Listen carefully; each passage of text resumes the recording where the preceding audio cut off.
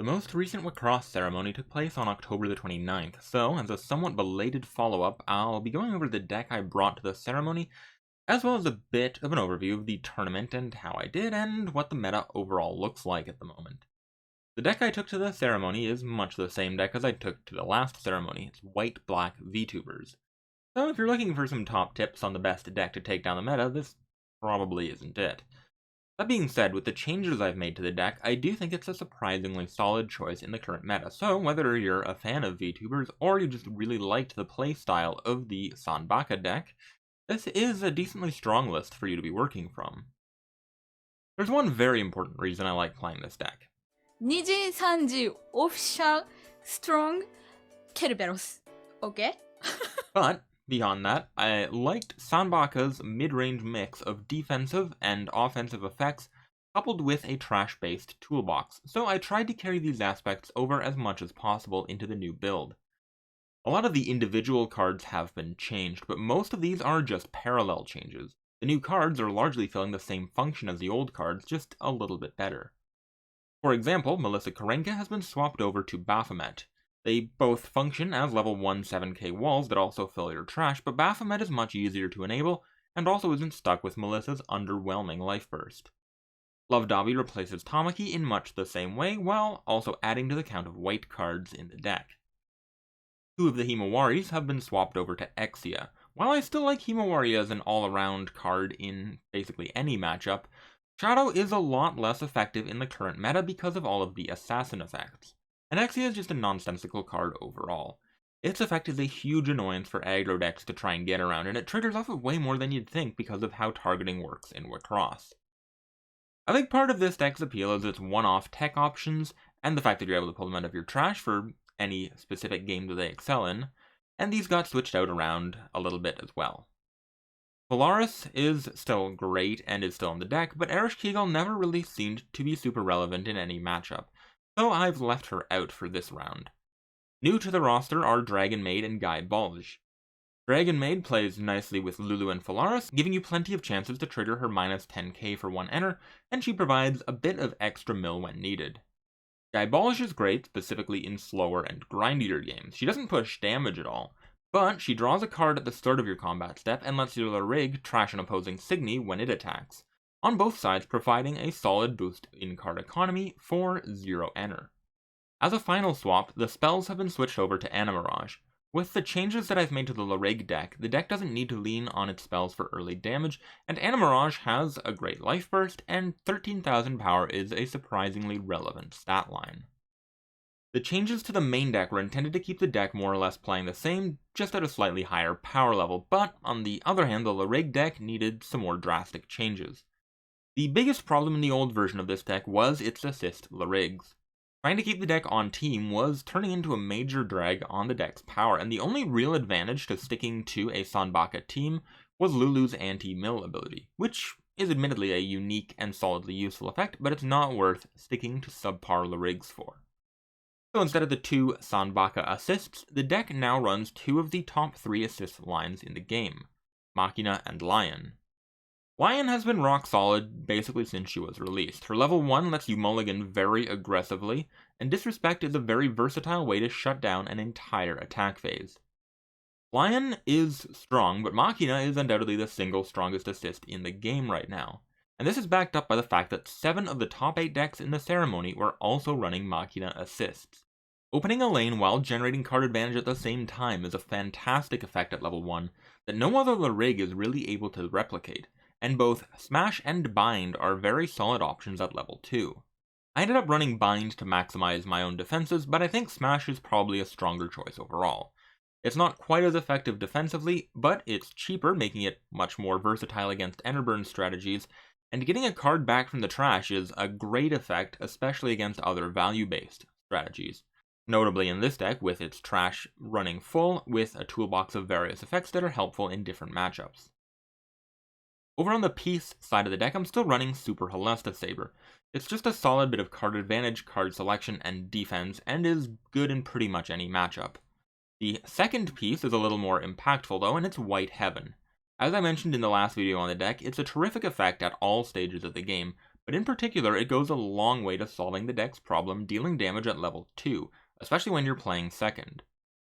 Most of the white-black cards don't really have a great option to open lanes at this level, so having an effect that opens up 2 lanes out of your Larig deck is pretty fantastic, and the fact that you're not giving up any of your level 2 assists and reducing your defenses is honestly fantastic and exactly what this deck needed. On the other side of things, though, running Machina, Lion, and White Heaven meant that my center Larig needed to be white, and there's not really a Deus tier monster among white Larigs to fill that role. I considered several white Larigs before eventually settling on Ange. Without the team effect, she just returns an opposing SIGNI to hand and draws you a card when she enters play. She has no effect past that. Even so, this was the balance of card draw and removal that this deck needed in this spot. Lion Alt opens a lane, but outside of dedicated Cosmos decks, her card draw is both very slow and also unreliable. Nova Imperial is a solid white Larig as well, but she doesn't push damage at all. She's a purely defensive Larig. Akino Tomorrow was my second choice, but the deck is already a bit light on white cards, so keeping a white SIGNI on the field while having a spare white enter to spend on the effect was a bit less reliable than I'd have liked, when I also have to worry about paying for White Heaven and also just covering the center Larig's grow costs. I won't deny showing some favoritism to the Sanbaka Larig here, but the combination of +1 card and +1 open lane with no fuss was the right mix of effects for this spot, so this was the center I ultimately settled on, and overall I'm still pretty satisfied with that choice. Deus was also in the running, I just have to switch out White Heaven over to Death Deck. The problem is that Death Deck is a comparable card to White Heaven, but it's much stronger in the later game when you have a more full trash. Unlike White Heaven, it doesn't really help with the deck's weakness of dealing damage at level 2. The deck already has plenty of ways of pushing damage at level 3, but it really needed that White Heaven piece to push damage at level 2, so ultimately, despite Deus being probably a stronger Larig overall, I ended up sticking to Ange here. That being said, Deus is fantastic, and is an especially strong card to have in the matchup against Adam SIGNI. So in this particular case, it's largely a meta call. If you think that your local metagame is going to lean more heavily into Adam SIGNI, then Deus is probably a better choice.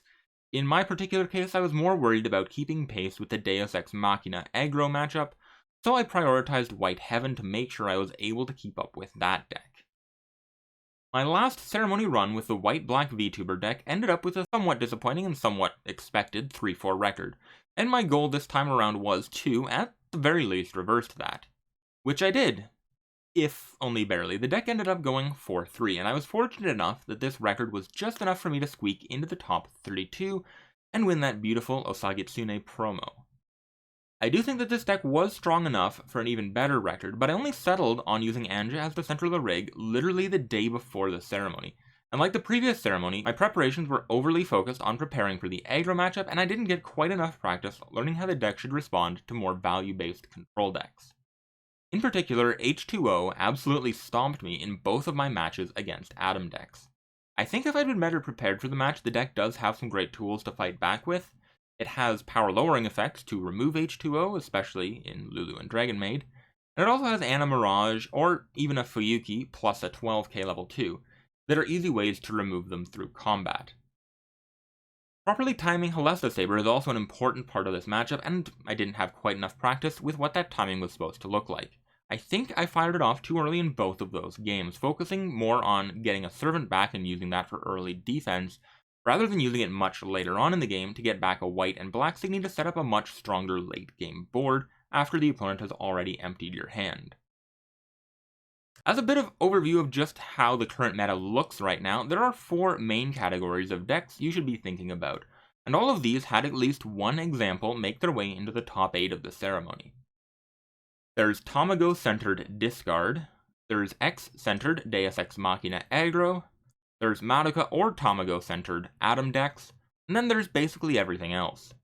X aggro is probably the strongest in terms of raw power, but it has a very notable weakness in it's not able to generate card advantage very effectively. This is a weakness that the blue decks like Discard and Atoms are especially poised to take advantage of. During the ceremony, somehow I didn't play against a single one of the Tamago Discard decks, although I did face them in a later event and I do think the matchup is not bad at all.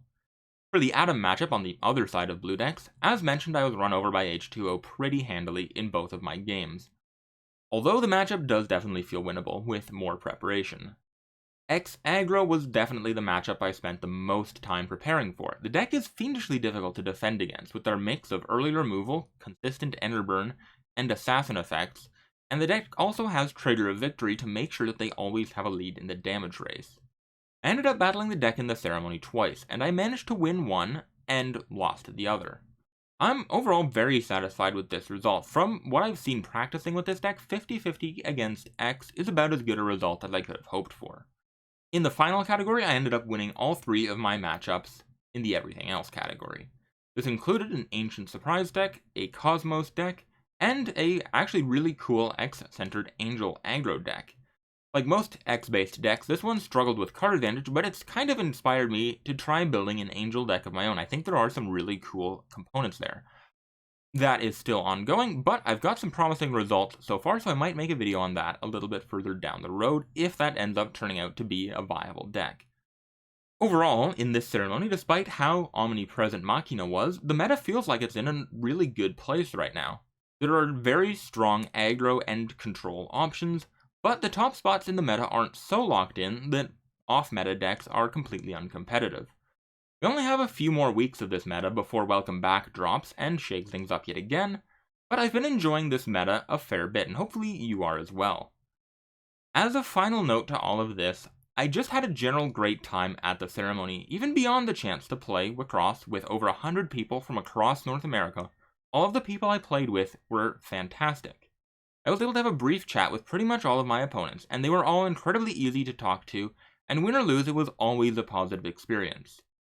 The community for Wixoss English has grown into a really, really great community, and I'm really glad that I am able to be a part of it.